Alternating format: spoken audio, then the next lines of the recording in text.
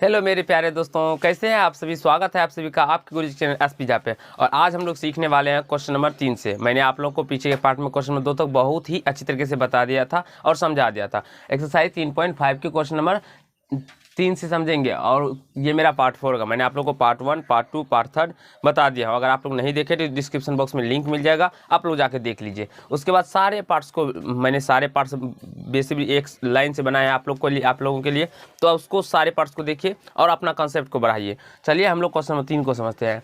Question number 3 में कहा गया है कि निम्न रैखिक समीकरणों के युग्म को प्रतिस्थापन एवं बज्रगुणन विधि से हल कीजिए। देखिए क्वेश्चन नंबर 3 को प्रतिस्थापन और बज्रगुणन विधि से दो समीकरण दिया गया है, उसको हमें प्रतिस्थापन और बज्रगुणन विधि से सॉल्व करना है।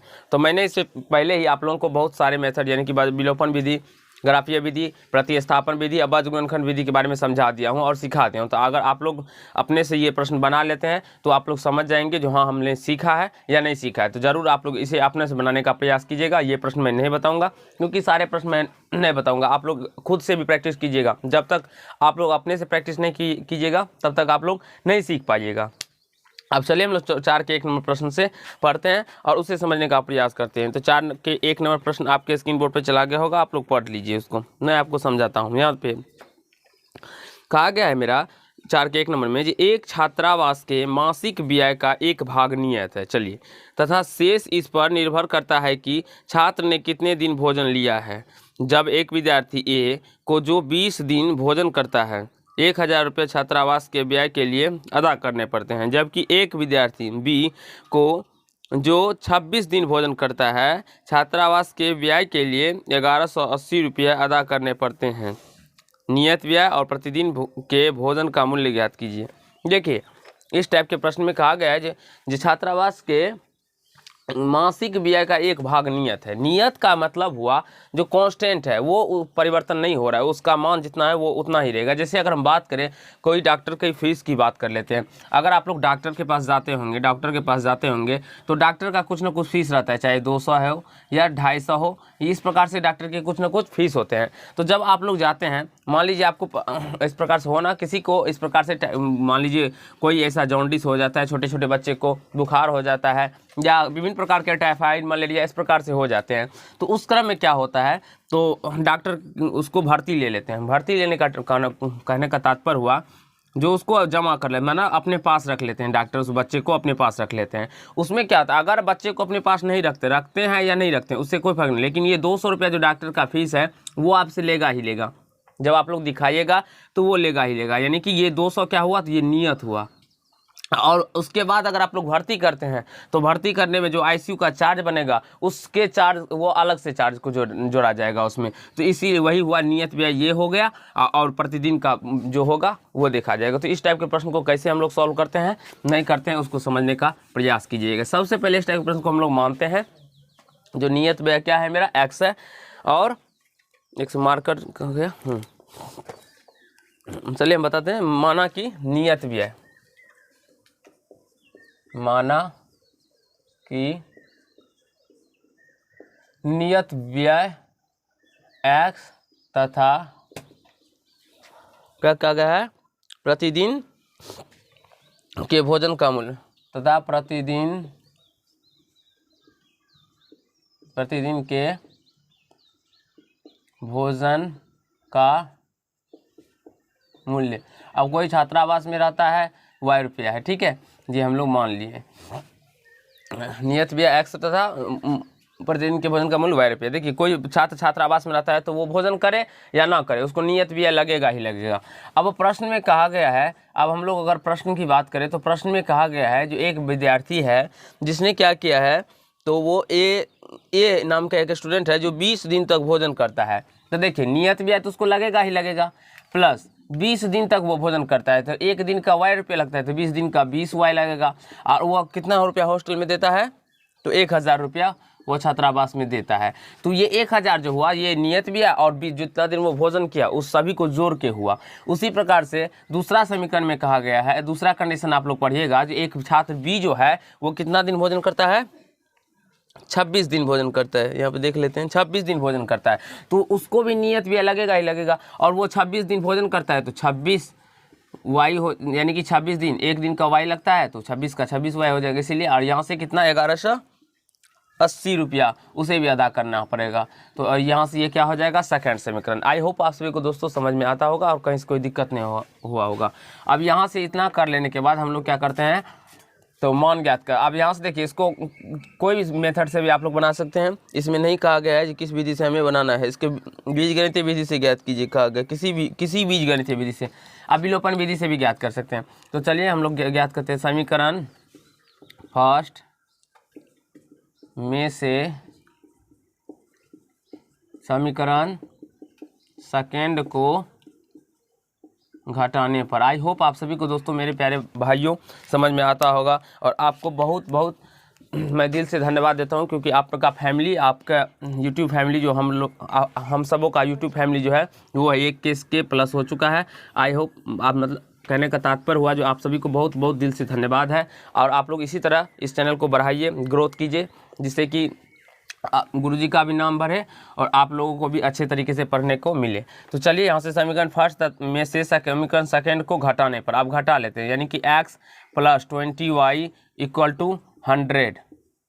और दूसरा समीकरण है x + 26y = 1180। अब यहाँ से इसको क्या करेंगे, माइनस कर लेंगे। तो घटाने पे क्या होता है, तो माइनस, यहाँ से ये माइनस चिन्ह चेंज हो जाता है। तो ये प्लस तो माइनस, ये प्लस तो माइनस, यहाँ पे प्लस है तो माइनस हो जाएगा। यहाँ से ये एक्स और ये एक्स कट जाए, एक प्लस हो एक माइनस हो तो कट जाता है। उसके बाद ये प्लस और माइनस में हो तो देखेंगे सेम तो है नहीं, तो घटेगा। तो यानी कि 26 और में से 20 जाएगा तो 6y यानी कि 6y हो जाएगा। और ये प्लस माइनस, देखिए सबसे अब यहाँ पे प्लस नहीं रहा, अब यहाँ पे जो माइनस आ गया इसका चिन्ह हो गया। तो यहाँ से ये देखते हैं, तो बड़ा संख्या जो रहता है तो 26 है, इसके पीछे माइनस का चिन्ह है तो माइनस लगा देंगे, इक्वल टू। अब इसको माइनस करेंगे तो 1000 में से हम 1180 को माइनस करेंगे तो 180 माइनस 180 आ जाएगा, क्योंकि बड़ा संख्या ये है, इसके पीछे माइनस लगा तो माइनस लगाएंगे। तो माइनस से माइनस कट जाएगा, y = कितना निकल के आ जाएगा 180/6। तो 6 से कट जाएगा, 6 से 30 मर्द में, तो y का मान कितना निकल के आ गया 30। आई होप इतना आप सभी को समझ में आ गया होगा। अब चलिए आगे प्रोसेस करते हैं। अब y का मान किसी भी समीकरण में रख सकते हैं। y का मान समीकरण फर्स्ट में रखते हैं, समीकरण फर्स्ट में रखने पर रख देते हैं। तो x + 20 और y का मान कितना है 30 = 1000। अब यहाँ से देखिए x + 20 को जब 30 से मल्टीपल करेंगे तो 600 = 1000। अब यहाँ से x = क्या हो जाएगा 1000 - 600। तो यहाँ से x = क्या हो जाएगा 400। अतः नियत व्यय क्या है, नियत व्यय 400 रुपया है, तथा प्रतिदिन के भोजन मूल्य, प्रतिदिन के भोजन का मूल्य कितना है y रुपया। तो y कितना निकला 30 रुपया। कहने का तात्पर्य वो आप लोग भोजन कीजिए या नहीं कीजिए, जो आपका प्रतिदिन का खर्च है वो कितना रुपया है, पर सॉरी प्रतिदिन नियत व्यय जो है वो 400 रुपया, प्रत्येक बच्चे को 400 रुपया खर्च होगा ही होगा। और जितना दिन भोजन कीजिएगा उसके हिसाब से इसको मल्टीपल करके देना होगा। तो आई होप क्वेश्चन नंबर 4 के प्रश्न नंबर 1 समझ में आ गया होगा और कहीं से कोई दिक्कत नहीं हुआ होगा, इसे नोट कर लीजिए। अभी हम लोग क्वेश्चन नंबर 2 को समझने का प्रयास करेंगे। चलिए फ्रेंड, हम लोग 4 के दूसरे नंबर प्रश्न को समझते हैं और इसे अच्छे तरीके से समझने का प्रयास करते हैं। तो 4 के दूसरे नंबर प्रश्न में कहा गया है, जो आपके स्क्रीन पर चला गया होगा, आप लोग पढ़ सकते हैं उसको। क्वेश्चन नंबर 2 में कहा गया है कि एक भिन्न 1/3 हो जाती है जब उसके अंश में से 1 घटाया जाता है, और वह 1/4 हो जाती है जब हर में 8 जोड़ दिया जाता है। तो चलिए हम लोग इसे समझने का प्रयास करते हैं। ब्लैक पेन बाबू, देखिए भिन्न, कोई भिन्न है तो वो x/y के टर्म में होता है। कोई सॉरी x/y नहीं, भिन्न यानी कोई भिन्न है, इसको हम लोग अंश और बटा हर लिखते हैं, अंश बटा हर लिखते हैं, कोई भी भिन्न हो। तो अब अंश में 1 जोड़ेंगे तो वो क्या हो जा रहा है, तो 1/3 हो जा रहा है, और हर में 8 जोड़ दिया जाए तो वो 1/4 हो जाता है। देखिए अंश में एक जोड़ेंगे, तो एक जोड़ रहा, तो वो तो अभी हमें पता ही नहीं है जो क्या अंश क्या है और हर क्या है। तो कोई बात नहीं, अगर हमें नहीं पता हो तो हम मान लेंगे, माना हम लोग गणित के स्टूडेंट हैं तो मान लेंगे, माना कि अंश x तथा हर y है। इतना मान लेने के बाद आप सभी को पता होगा जो भिन्न का अगर बात करें हम लोग, अंश x तथा हर y है, तो भिन्न बराबर क्या हो जाएगा, x बटा y, क्योंकि अंश बटा हर होता है। अब प्रश्न से देखिए मेरे प्यारे भाइयों एवं बहनों, यहाँ से देखिए प्रश्न में कहा गया है यदि अंश में हम लोग एक जोड़ दें, तो अंश x है मेरा, इसमें हम लोग एक जोड़ेंगे तो हर तो वैसे का वैसे रहेगा, तो यह भिन्न 1/3 हो जाती है। कहा गया है यदि वह भिन्न 1/3 हो जाती है जब उसके अंश से एक घटाया जाता है, सॉरी यहाँ से एक घटाया जाता है, तो यहाँ पे एक घटाएंगे, एक घटाया जाता है वो 1/3 हो जाती है। तो यहाँ से इसको मल्टीपल करेंगे तो ये 3x minus 3 equal to Y हो जाएगा, क्योंकि क्रॉस मल्टीपल होता है यहाँ पे, इसको इससे और इसको इससे गुना हो जाएगा। अब यहाँ से इस 3x माइनस में y इधर लेके आ जाएंगे, प्लस y इधर आएंगे तो माइनस y, और यहाँ से माइनस 3 इधर आएगा तो +3, और इसे हम लोग फर्स्ट समीकरण मान लेंगे। अब हम लोग दूसरे समीकरण को पढ़ेंगे। दूसरे कंडीशन में क्या कहा गया है, जो यदि हम लोग हर में 8 जोड़ दें तो वह भिन्न 1/4 हो जाती है। तो हर में 8 जोड़ेंगे, देखिए तो अंश तथा अंश को हम लोग कुछ नहीं करेंगे, अंश को x छोड़ देंगे, और हर ये है तो इसमें हम लोग 8 को ऐड कर देंगे, तो ये भी 1/4 हो जाता है। अब यहाँ से इसको हम लोग क्रॉस मल्टीपल करेंगे, तो यहाँ से ये 4x बराबर 1 को y + 8 से गुना करेंगे तो ये y + 8 ही हो जाएगा। ये इस y को इधर लेके आ जाएंगे तो 4x minus Y equal to 8 आ जाएगा। इसको हम लोग सेकेंड समीकरण मान लेंगे। अब हमें विलोपन विधि या प्रतिस्थापन विधि किसी में से एक विधि से सॉल्व कर लेना है। ये सारे विधि आप लोग को मैंने बहुत ही अच्छी तरीके से सिखाए हैं। अगर आप लोग नहीं देखे हैं तो सारे का लिंक आपको डिस्क्रिप्शन बॉक्स में मिल जाएगा, देख लीजिए। अब देखिए, हमें किसी न किसी एक टर्म को काटना होता है विलोपन विधि में।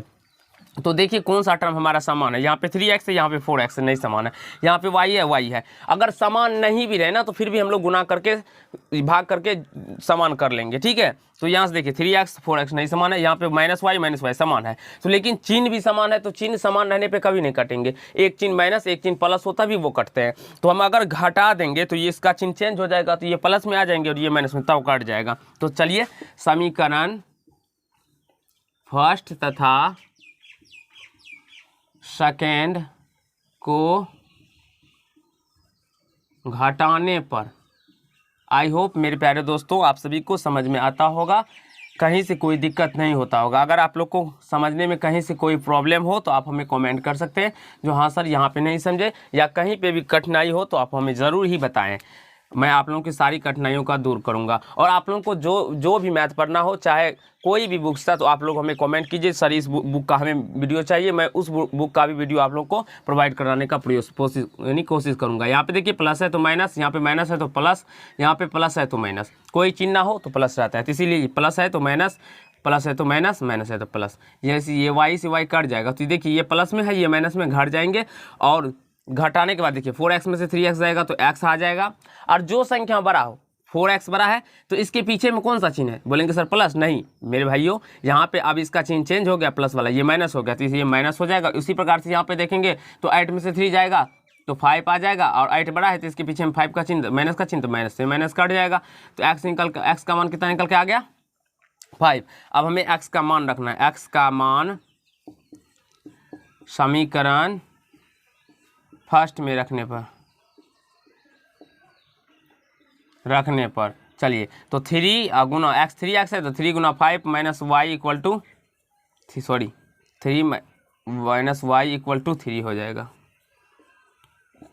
15 minus Y equal to 3, minus Y equal to 3 या minus 15, minus Y equal to minus 12, minus से माइनस गया बोरा में, वाई इक्वल टू कितना हो जाएगा 12।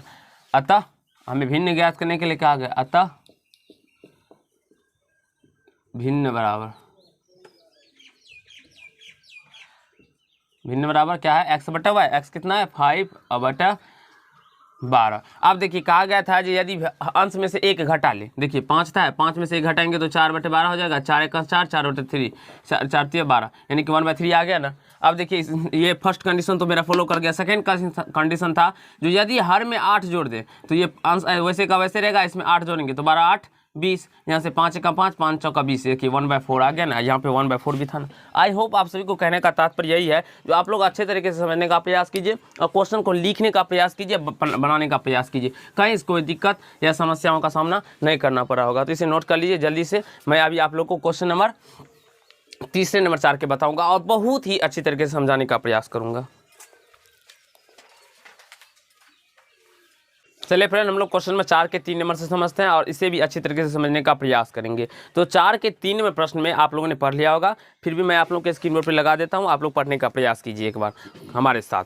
क्वेश्चन नंबर 3 में कहा गया है, यश ने एक टेस्ट में 40 अंक अर्जित किए जब उसे प्रत्येक सही उत्तर पर 3 अंक मिले तथा अशुद्ध यानी कि गलत जो प्रश्न हो गए ना उसके लिए 1 अंक की कटौती की गई।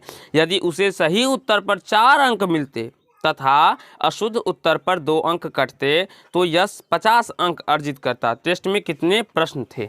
चलिए इस टाइप के प्रश्न को हम समझने का प्रयास करते हैं। तो सबसे पहले आप लोगों को ये समझना होगा जो यश जो है वो कितने प्रश्न सही किए और कितने प्रश्न गलत किए, तभी ना आप लोग उसको निकाल पाइएगा। जब आप लोगों को पता ही नहीं रहेगा जो यश ने कितने प्रश्न बनाए या टोटल भी पता चल जाएगा तो फिर भी आप लोगों को कन्फ्यूजन होगा, समस्याओं का सामना करना पड़ेगा। तो सबसे पहले देखिए इसमें क्या करेंगे, मान लेंगे। क्या मानेंगे? जो माना कि यश है, यश ने, हाँ यश ने x प्रश्न सही तथा y प्रश्न गलत किए,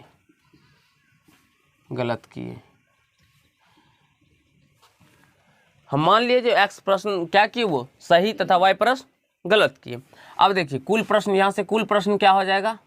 कुल प्रश्न अगर मान लीजिए आप लोग किसी परीक्षा में 10 प्रश्न सही करते हैं और 5 प्रश्न आपका गलत हो जाता है तो कितने प्रश्न पूछे गए थे आपसे? तो आप लोग इसको क्या कीजिएगा, ऐड कर दीजिएगा, यानी कि 10 + 5 15 हो जाएगा। उसी प्रकार से यस क्या किया, x प्रश्न गलत सही किया है और y प्रश्न गलत किया, तो इन दोनों को हम जोड़ लेंगे। आप देखिए प्रश्न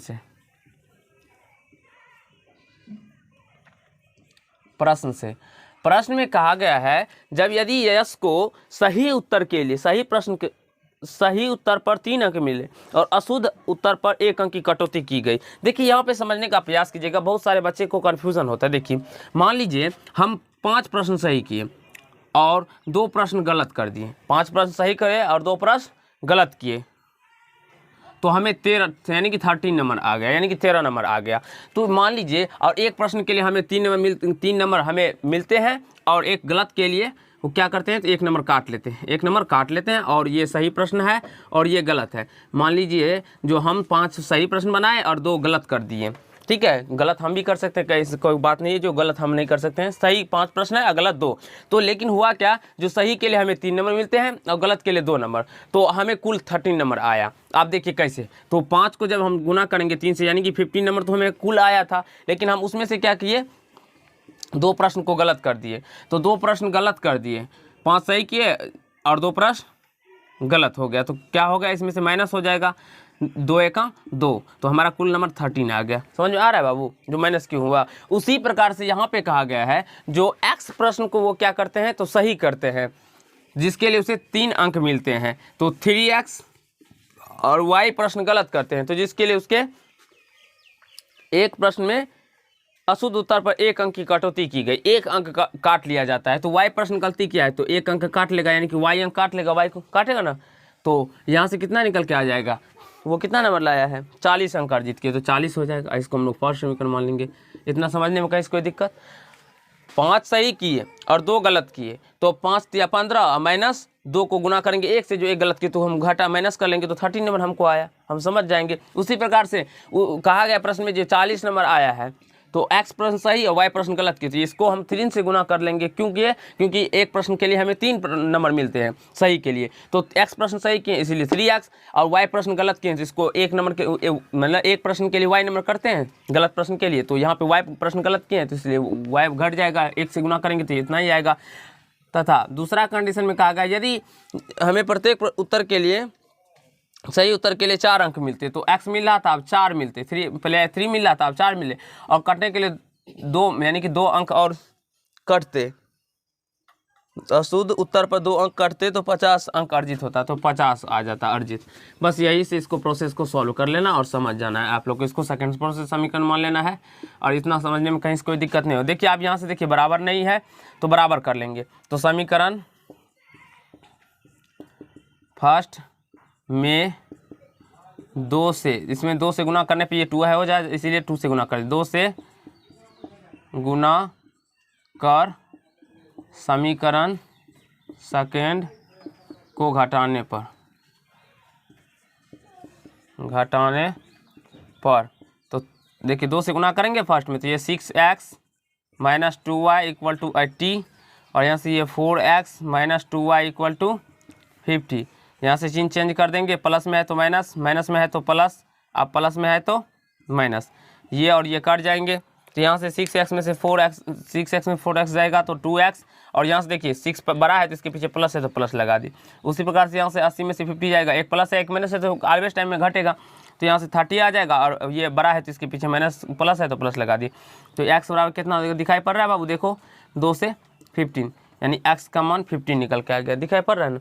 अब यहाँ से x का मान 15 निकल के आ गया। अब x का मान रख दीजिए, putting the value of x का मान इन इक्वेशन फर्स्ट, x का मान समीकरण फर्स्ट में रखने पर, आई होप मेरे प्यारे प्यारे दोस्तों, प्यारे प्यारे भाई बहनों, आप सभी को समझ में आता होगा। देखिए 3x है, 3 गुना 15, y का x का मान 15 निकला है, अब माइनस y इक्वल टू 40, यानी सी 45 हो जाएगा, माइनस y इक्वल टू 40, यहाँ से माइनस y इक्वल टू 40, और ये प्लस में इधर आएगा तो 45, यहाँ से माइनस y इक्वल टू घट के माइनस 5 आएगा, माइनस से माइनस बोरा में जाएगा, तो y इक्वल टू कितना निकल के आएगा 5। अब यहाँ से देखिए मेरे प्यारे बच्चों, कुल प्रश्न हमें कहा गया है, कुल प्रश्न कितना था, x प्लस वाई, x 15 और प्लस 5 20, कुल 20 प्रश्न थे, जिसमें कि यश ने 15 प्रश्न सही किए और 5 प्रश्न गलत कर दिए। तो ऐसा आप लोग मत कीजिएगा, जो 15 प्रश्न सही कीजिएगा और 5 प्रश्न गलत कीजिएगा। आप लोग 20 का 20 सही बनाइएगा, क्योंकि मैं आप लोग को सही बताता हूं और समझाने का प्रयास करता हूं। आई होप आप सभी को ये तीनों प्रश्न समझ में आ गए होंगे और कहीं से कोई दिक्कत या समस्याओं का सामना नहीं करना पड़ा होगा। अगर ये पार्ट आप लोग को अच्छा लगा होगा तो वीडियो को लाइक कीजिएगा, कमेंट कीजिएगा, शेयर कीजिएगा, और चैनल पर नए होंगे तो चैनल को सब्सक्राइब करके बेल आइकन को प्रेस कर लीजिएगा, जिससे मेरी हर एक वीडियो का नोटिफिकेशन आप तक पहुँचता रहे। और जितना हो सके दोस्तों इस वीडियो को यानी कि इस चैनल को शेयर कीजिए और आप लोग जुड़ने का प्रयास कीजिए। धन्यवाद।